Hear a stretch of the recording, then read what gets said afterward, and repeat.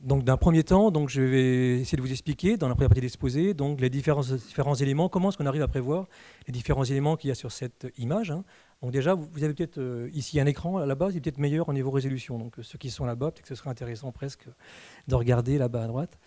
Et donc on voit qu'il y a différentes choses sur cette image. Hein. Donc il y a, bien entendu, on croit toujours qu'il suffit de regarder les nuages, voir comment ils sont, et puis grosso modo, on les fait évoluer, et puis voilà, tout va bien, quoi. Donc à la moindre petit PC à la maison permet de faire ça. En fait, ce n'est pas le cas, donc il y a beaucoup d'autres choses. Donc, il y a entre autres ces réseaux de courbes que vous voyez là. Donc, c'est des choses qui n'ont pas tout cuit. Et donc, l'évolution de ce genre de courbes-là, pour les jours à venir, ça demande beaucoup de savoir-faire. Et c'est ça que je vais essayer de vous écrire pour savoir décrire les fronts, donc les nuages et les ondes surtout. Pour le climat, donc c'est une problématique dans la seconde partie d'exposé, ce sera assez différent. Hein. Donc, il s'agit de se projeter dans le futur un peu plus lointain, donc quelques dizaines, centaines d'années, voire des milliers d'années pour certains qui ont fait des modélisations paléoclimatiques. Et donc de savoir aussi comment est-ce qu'on arrive et est-ce qu'on peut le faire et répondre aux critiques que tout le monde a pu entendre donc des climato-sceptiques. Donc l'exposé, il est prévu en deux parties, comme l'a dit Nicolas. Donc dans une première partie, donc, il s'agit de prévoir, comment prévoir les diverses choses sur le temps présent et sur le climat. Et on fera une petite pause au milieu. Donc prévoir. Donc l'idée, la météo, elle est basée sur la connaissance du passé et du présent pour prévoir le futur. Comment est-ce qu'on y arrive ? Vraiment, on est les héritiers de l'époque de Descartes et comme disait Descartes, vraiment, on ne peut que le relire en disant qu'effectivement, tout est prévisible pour autant que l'on connaisse les équations et les données de départ. Donc c'est vraiment le credo qui vous anime, j'imagine. Vous êtes dans l'information scientifique. Donc c'est vraiment ça, l'idée, c'est qu'avec les équations, on peut essayer de connaître l'avenir. Donc, bien sûr, notre maître à tous, c'est aussi Newton, qui nous a permis de mieux comprendre les choses, en particulier avec la notion de force, et donc la balistique, application à la balistique et des planètes. Vous avez tous vu, mais malheureusement, avant Newton, on était bien loin de la vérité, donc on imaginait des belles choses, du genre, bien entendu, le boulet, il partait comme ça, tout droit, et il tombait après. La seule problématique, c'est que est-ce que c'était un angle aigu ou vaguement arrondi ? C'était ça, donc c'est pas si loin, c'est un petit moment, mais c'est pas si loin que ça. Et c'était des progrès pour arriver, avant qu'il arrive à comprendre qu'effectivement, il y avait une notion de force et que la somme des forces pouvait gérer l'évolution des choses. Vous savez tous que maintenant, évidemment, c'est une parabole et qu'on arrive avec juste deux équations différentielles, toutes simples, donc à avoir une équation analytique qui décrit bien le mouvement parabolique. Là, il n'y a rien de secret, donc vraiment, là, c'est quelque chose de... on voit ça au lycée, après on voit ça en prépa moultes et variées, donc tout va bien, donc là ça marche bien, ça roule bien. Il y a une vision un petit peu différente des choses, donc vous l'avez vu aussi, hein, donc il y a une notion que j'appellerais un petit peu des maths discrètes, hein, qui étaient des méthodes des éléments finis, et elle est vraiment intéressante pour ce qui nous concerne, pour la suite de l'exposé. Donc c'est Pierre de Fermat et Leibniz, hein, c'est eux qui ont un petit peu essayé une vision vraiment qui est que si on voit une réalité qui est de ce genre-là, il y a une réalité qui n'est pas si proche, qui n'est pas si loin que de la précédente, qui est la tangente à la courbe. La tangente à la courbe, c'est vraiment quelque chose qui permet, excusez-moi, d'avoir la dérivée, ici, dy sur dt. Mais surtout, cette dérivée, elle est issue de ces petites variations. Si on fait tendre ce point vers le point tangent, ici, on a la limite de ce rapport d'accroissement, là, du vrai, qui ressemble à celle de la courbe. Alors là où je voulais en venir, c'est des choses élémentaires. Vous avez vu ça en analyse depuis longtemps maintenant, depuis plusieurs mois, plusieurs années. Mais en fait, on peut aussi renverser le problème. Donc c'est en fait, quand on regarde un peu l'histoire des sciences, c'est comme ça que Newton aussi expliquait le mouvement des planètes. C'est-à-dire une planète qui suit un bout d'ellipse, là par exemple, on peut la décomposer sous la forme un mouvement inertiel, tout droit, et de temps à autre, il y a la force de gravitation qui la ramène sur le droit chemin. Donc c'est un peu comme ça que, au début, on présentait la force de gravitation universelle. Et en fait, ça s'assimile aussi très bien à ce que l'on fait en météorologie. C'est-à-dire, normalement, le système qu'on ne connaît jamais, qui est la réalité, l'évolution de l'atmosphère, on suit la courbe rouge, qui est complexe, qui est non linéaire. On peut l'approximer par des choses plus simples, qui sont des prévisions un peu toutes droites, là. Et de temps à autre, on se rapproche. Connaissant le point rouge, là, on essaye de corriger le tir. Une fois que l'observation nous dit, à cet endroit-là, c'est un peu plus chaud que prévu, un peu moins chaud. Tout le savoir-faire, c'est de faire ce qu'on appelle la notion d'analyse. Donc prévision-analyse. Et c'est une succession de ce genre d'événements, de prévision et d'analyse. Donc là, on retrouve un petit peu le lien, l'héritage historique, qui mène bien à la simulation numérique. Donc bien sûr, il y a des gens qui savent aller trop loin. Donc on l'a connu par le passé. Là, par exemple, Laplace, il va trop loin en disant que, effectivement, une intelligence, pour l'instant donné, qui connaîtrait toutes les forces, pourrait quasiment tout prévoir le futur. Donc ça, on a très connu, hein, c'est très connu, on a très souvent connu ce genre de dérive. À la fin du XIXe siècle, il y a aussi Kelvin qui avait dit que la physique était quasiment finie, hein, il restait deux petites choses à résoudre, hein, la catastrophe ultraviolette qui a généré la mécanique quantique et vaguement l'expérience de Michelson et Morley qui a créé la relativité. Mais à part ça, c'était quasiment fini. Donc il faut se méfier de ça. Actuellement, on est plutôt sur la théorie du tout, où Stephen Hawking dit qu'on a quasiment tout fini aussi, la physique. Je vous rassure, je pense que j'y crois pas du tout à tout ça, ni à Kelvin, ni à Hawking, ni à tout ça. Et je pense que vous avez un avenir dans votre avenir de scientifique. Et vous allez voir, à cette occasion-là, de l'exposé que je vais faire, qu'il y a beaucoup de choses que vous êtes en train d'apprendre qui servent tous les jours dans les gens qui conçoivent les modèles. Donc la météo, donc, elle vient fondamentalement, on peut dire que c'est Urbain Le Verrier, hein, donc, qui était un astronome, mathématicien français, très désagréable pour gérer ses ouailles, un astronome de Paris, mais qui a quand même découvert Neptune au passage, mais qui a fait autre chose pour nous aussi. C'est après une très forte tempête, hein, en Crimée, hein, donc c'est quelque chose qui est un peu loin là-bas, du côté du détroit des Dardanelles là-bas, mais il y a eu une grosse tempête et on n'a pas été toujours très fort, hein, en termes de flotte maritime militaire, mais en tout cas, c'était une bérésina absolue. On a perdu 41 navires, la France. Donc évidemment, c'était l'empereur à l'époque à peu près, donc il avait demandé comment ça se fait, et en fait, il s'est aperçu, en creusant un petit peu, qu'il aurait pu la prévoir. Cette chose aurait pu être prévue, et donc malheureusement, du moins heureusement, il a eu une bonne réaction. Donc on aurait pu dire, bon, on n'y peut rien, c'est comme ça, c'est la vie. Mais en fait, il a dit, en creusant un petit peu, moi je suis scientifique, je m'aperçois que cette dépression, en fait, avec des chroniques, tous les pays l'avaient vu passer avant que ça arrive là-bas. Et donc, en fait, l'idée qui a germé en sa tête, c'est de dire, est-ce qu'on ne pourrait pas faire un réseau, voilà, un réseau d'observation météo. Le but étant d'essayer de voir les choses qui arrivent. Et donc, moins de 10 ans après, hein, il y a eu la première carte. Première carte est apparue, donc il n'y avait pas les millibars, parce que c'était les millimètres de mercure, hein, donc on voit les pressions ici, hein, donc, et on devine bien une dépression là qu'il y avait au nord-est de l'Écosse, hein, avec les vents ici. Donc évidemment, à cette époque-là, les observations passaient par télégraphe, hein, donc c'était des choses un petit peu à l'ancienne, hein, mais voilà, on arrivait à faire, après coup, quelques jours après, ces cartes météo, et on voyait qu'il y avait une cohérence. C'est là où on a commencé à comprendre que, ben oui, c'était quand même des choses qui ressemblaient à des choses prévisibles, à des choses qu'on pouvait mathématiser, qu'on pouvait modéliser de façon mathématique.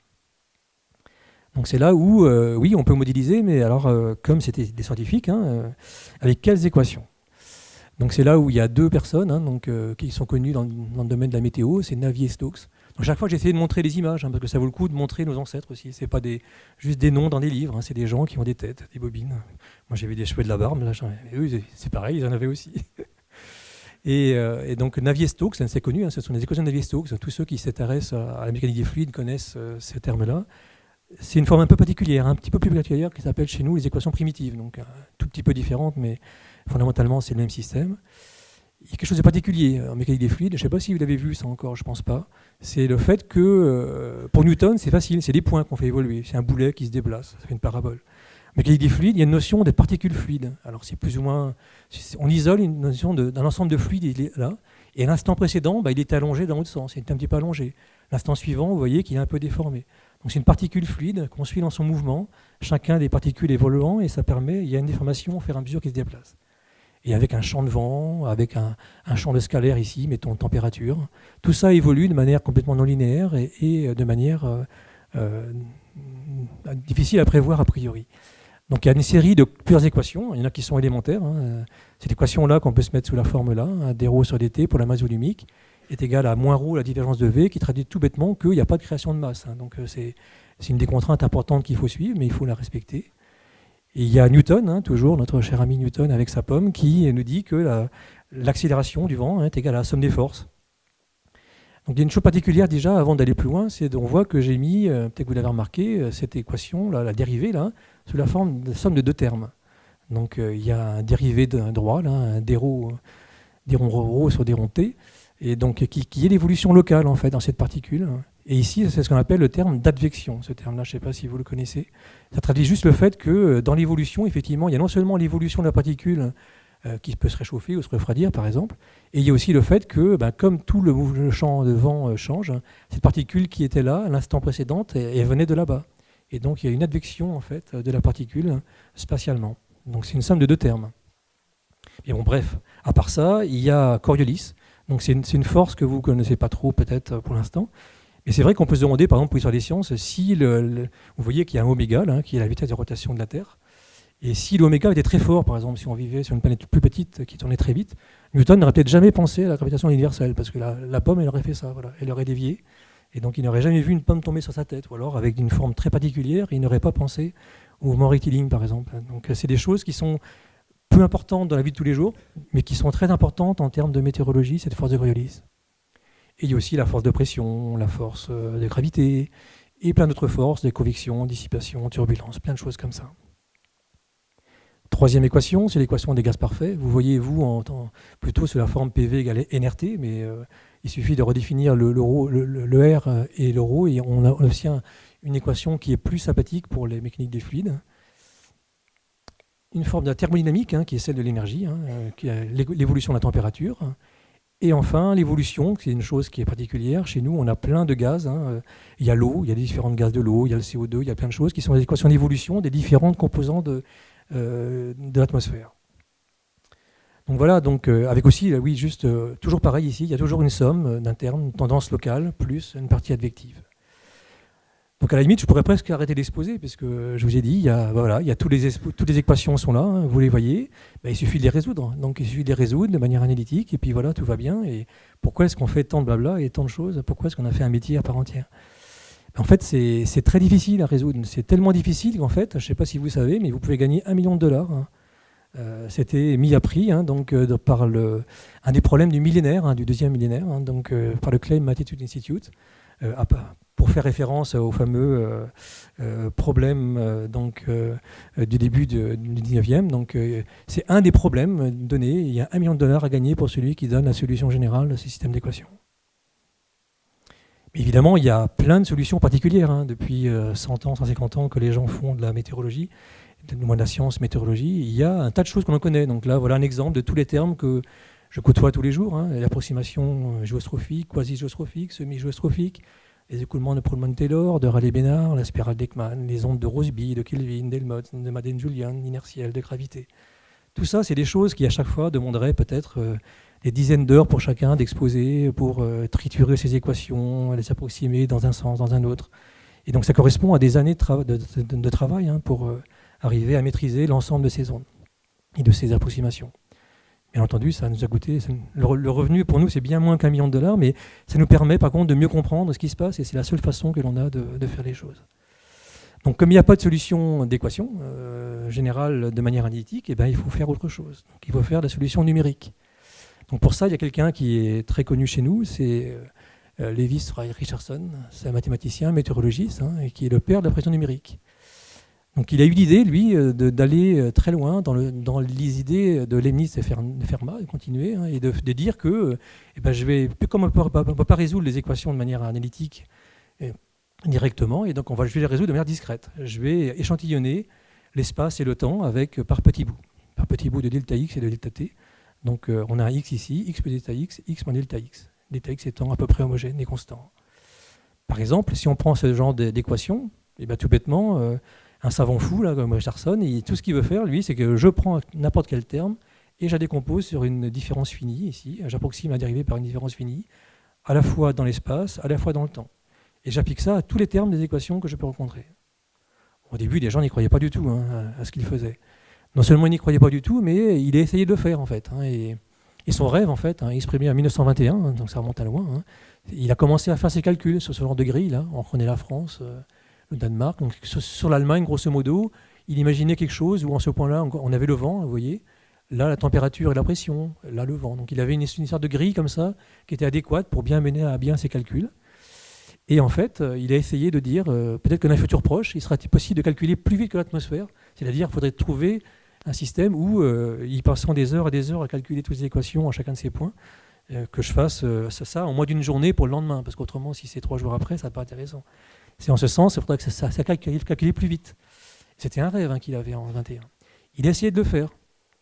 Il a essayé de le faire, en fait, et ça tient 23 pages, feuilles de calcul très serrées, qu'il a publiées dans un gros livre. Et malheureusement, sa première tentative était un gros échec. Il a fait une prévision en un point, 145 HPA, sachant que là, en réalité, on sait maintenant, pour cette situation-là, les gens ont refait l'expérience avec correctement, c'est moins 1 hectopascal. Et la tempête que vous avez connue en 1999, il faut savoir qu'en 6 heures, elle n'avait pas été creusée de plus de 30 hectopascales. Donc vraiment, c'était complètement irréaliste. Alors c'est là où c'est un échec cuisant. Et on pourrait dire, voilà, pour la problématique, voilà, est-ce qu'on est scientifique? Alors, qu'est-ce qu'on fait? On a une idée, on la teste, ça ne marche pas. Qu'est-ce qu'on fait? Alors, il y a des gens qui disent, à ce moment-là, c'est la science qui a dit que ça ne marchait pas, et bien on arrête là, on arrête les frais, et on avait tort. Pas toujours. Lui, il disait, mais si, moi, je suis sûr que j'ai raison, mais je ne sais pas pourquoi j'ai eu un mauvais calcul, mais je suis sûr que c'est la bonne voie. Et il avait raison. Alors pourquoi? Quel était le problème? Le problème, c'est que dans l'atmosphère, c'est pas aussi simple. C'est bourré d'ondes. Donc là, je vous ai fait un panel de différentes ondes. Il y a des ondes de relief vues d'en haut, satellite. Là, c'est pas un bateau qui circule sur l'eau. Là, c'est une île. Et derrière l'île, il y a des ondes de relief qui se propagent, qu'on voit dans les nuages. Pareil ici, il y a des allées de von Karman. Là, c'est la théorie, entre un écoulement classique de fluide. Et là, c'est vu dans l'atmosphère. On voit les écoulements très bien de von Karman. Pareil, une île ici, et sous l'île, on voit les écoulements à l'arrière. Ondes de relief, les ondes de Rossby ici, les ondes de Baroudine, excusez-moi, c'est ce qui nous tombe dessus sur la Bretagne. C'est un front, ce qu'on appelle le front en fait, c'est des structures en lambda, comme on appelle. On voit bien le lambda ici, là. Et donc on voit que l'atmosphère s'est remplie d'ondes. Alors en quoi ça a à voir avec l'échec de Richardson? Alors les ondes, Richardson, ce qu'il voulait, lui, c'est l'atmosphère ayant évolué comme ça, par exemple. Ce qu'il voulait avoir, c'est la fameuse tangente et avoir grosso modo la première approximation au premier ordre de cette dérivée-là. Un delta P, mettons, de 10 hectopascales en 6 heures, l'ordre de grandeur. Et bien, il se trouve qu'en fait, il ne s'est pas rendu compte, mais sans faire attention, dans un premier jet, il a résolu les équations, et ce faisant, il a analysé, en fait, en plus de la partie bleue, là, en fait, il était perturbé par ces ondes-là, des ondes rapides, extrêmement grandes, et ce qui fait que la dérivée de la courbe rouge, là, elle est très forte. Et c'est là qu'il a eu ses 100 hectopascales, ou 145 hectopascales. Donc en fait, toute la science de l'atmosphère, il faut éliminer ces ondes rouges. Là. On voit déjà, c'est moins simple que prévu. Donc c'est pas aussi simple que de numériser les dérivés en faisant des éléments finis. Et non, en fait, il faut aussi se creuser la tête. Comment faire pour qu'on ait la bonne évolution lente ici, sans avoir l'évolution rapide. Donc il y a une sélection des ondes lentes, ce qu'on appelle l'analyse et l'initialisation. C'est un des travaux que j'ai fait au début de ma carrière, c'était de coder justement des systèmes qui permettaient d'éliminer les ondes rapides et de ne garder que les ondes lentes. Et c'est pas simple quand on fait ça dans un grand modèle. Deuxième exemple que je peux vous montrer, c'est de dire que le choix des algorithmes n'est pas si simple non plus. Donc une équation toute bête, vous voyez ici, là, technique de Richardson, allons-y. On obtient dans le temps ici, on échantillonne avec un t, le futur, à t plus delta t, le passé, à t moins delta t. Et on nous a expliqué qu'on peut effectivement, on a 3 niveaux temporels ici, ce qu'on appelle 3 niveaux temporels. Et bon, l'équation là, comment est-ce qu'on la numérise? On numérise la dérivée par ça, tout va bien. Mais après, il se pose un problème là. Le t qui est à droite, qu'est-ce qu'on en fait? Est-ce qu'on l'exprime ici? Ce qui donne une équation de ce genre-là, où on peut prévoir le futur à partir du présent et du passé. On peut aussi l'exprimer au pas de temps précédent, ce qui fait qu'on exprime le futur avec le passé et le passé. On peut même être plus vicieux en exprimant avec le futur, c'est-à-dire on exprime le futur avec une partie qui est liée au passé et une partie qui est liée aussi au futur que l'on va prévoir. Donc là, ça se mord la queue. Donc c'est là où il y a des termes qui sont connus, c'est l'explicite décentré pour celui-là, l'explicite centré, et là où on mélange le futur à droite et à gauche des équations, c'est ce qu'on appelle une équation implicite. Alors vous allez me dire, c'est quand même bizarre, mais laquelle des trois choisir? Donc c'est là, il y a une étude, et en fait, en cherchant bien, il y en a une des trois qui n'est pas bonne. À l'évidence, une qui est moyenne et une qui est plutôt bonne. Et en fait, celle qui est complètement instable, c'est celle qui est centrée. Et celle-là, elle est complètement instable. Si vous codez ça, vous pouvez vous amuser à faire ça sur un petit modèle, un petit PC, et vous verrez qu'il y a des situations avec des pas de temps particuliers, des courbes particulières. Toujours, vous allez avoir, à un moment donné, ça va faire un erreur. Vous allez avoir un lobe négatif ou une exponentielle infinie ou un truc comme ça. La deuxième, elle est stable uniquement pour les petits pas de temps. Il y a un critère. Et en fait, la seule qui est stable, quel que soit le pas de temps, c'est la partie implicite. Donc le choix, on n'a pas le choix, c'est la partie implicite. Et par contre, ce qui est rageant, c'est que c'est pas le tout d'avoir un schéma numérique qui soit stable, il faut qu'il soit précis aussi. Et malheureusement, c'est pas compatible. C'est-à-dire que là où c'est celle qui est toujours instable, c'est celle qui est le plus précis. Quel que soit le pas de temps ici en abscisse, On a une précision ici qui est inférieure à 10% à peu près pour les pas de temps raisonnables. Malheureusement, celle qui est la meilleure en termes de stabilité, c'est celle-là. Et on voit qu'assez rapidement, on a des erreurs de 10 à 20%. Donc c'est abominable, hein, mais c'est comme ça. C'est comme ça, on n'a pas le choix. C'est incompatible. Ou bien on a un schéma qui est très bon en précision, mais qui est toujours instable et qui va exploser. Ou bien on a un schéma qui est très très stable, et à ce moment-là, il est peu précis. Et il faut se débattre avec ça. Donc c'est tout un équilibre à trouver entre les bonnes façons de discrétiser les équations dans le temps. Alors, il faut aussi discrétiser les équations dans l'espace. Alors, dans l'espace, on ne voit pas trop ici, hein, mais bon, peut-être que vous voyez mieux ici, là, les petits points. Là, donc, on voit que dans l'espace, ici, en fait, loin d'avoir quelque chose d'homogène, en fait, vous ne le voyez pas ici, mais en fait, il y a un pas pour gagner du temps de calcul. En fait, dans l'espace, dans le modèle actuellement qui tourne tous les jours à Météo France, on a un nombre de points qui se resserre au fur et à mesure qu'on se rapproche de la France. Alors ici, il y a juste pour vous dire des choses comme ça, c'est qu'on fait appel aussi à des choses qui sont très compliquées, puisqu'il y a une double représentation des choses qui sont ou bien en point de grille ici, avec des choses qui se rapprochent de la France, ou bien ce qu'on appelle avec des harmoniques. Et ici, ce sont des harmoniques qui sont les mêmes qui sont utilisées dans l'atome d'hydrogène en mécanique quantique. Ce sont les harmoniques sphériques, et avec des systèmes aussi de projection sur des polynômes d'Hermite, de Legendre, que vous verrez dans votre cursus scolaire bientôt. Et donc tout ça, c'est des choses qui sont appliquées tous les jours pour gagner du temps, pour diverses raisons que je ne peux pas aborder ici. Et donc on voit que vraiment, il y a une analyse numérique qui est très poussée et qui est à la pointe du progrès sur tous les domaines. Sur les verticales aussi, donc il ne faut pas être naïf. Donc c'est vrai que ce n'est pas la peine de raffiner des choses quand ça se passe pour la stratosphère. Donc on raffine la description de la verticale près du relief et on voit quelque chose qui va en se resserrant et qui devient de plus en plus plat quand on s'éloigne de la Terre. Et au bout du compte, on obtient des choses de ce genre-là, donc une vision un petit peu 3D de la simulation numérique, qui est de dire qu'effectivement, on a des pavés ici qui sont surmontés de colonnes, chacun individuel, dans lesquelles on décrit à la fois toutes les variables thermodynamiques que je vous ai décrites, hein, le vent, la température, la pression, l'humidité, la densité. Et donc c'est ça que l'on gère avec des systèmes énormes qu'il faut gérer sur des gros calculateurs. Un petit aparté pour dire que, bon, ça y est, vous allez dire, c'est fini, on connaît ce qui est maintenant les problèmes de stabilité du temps. En fait, il y en a d'autres. Je vous ai montré tout à l'heure, je ne sais pas si vous vous rappelez, qu'il y a une équation d'évolution locale et une terme d'advection. Ce terme d'advection, c'est un terme qui pose des gros problèmes de stabilité numérique. Et en particulier, il y a des gens comme Courant, Friedrich et Lévy, hein, ces trois personnes, qui ont montré que, quelles que soient les solutions, ça apporte une contrainte sur le pas de temps qui ne peut pas être plus grand que une constante fois la maille delta x sur l'horizontale divisé par le maximum du vent local. Et donc on a quelque chose qui dépend en fait de la simulation et du temps et du point considéré. Donc après il y a d'autres astuces que les gens ont développées, le semi-implicite, le semi-lagrangien, pour essayer de contourner ou de libérer un petit peu ces contraintes. Mais vous voyez que de partout en fait il y a un savoir-faire très complexe qui est fait pour mener à bien les équations de tous les jours.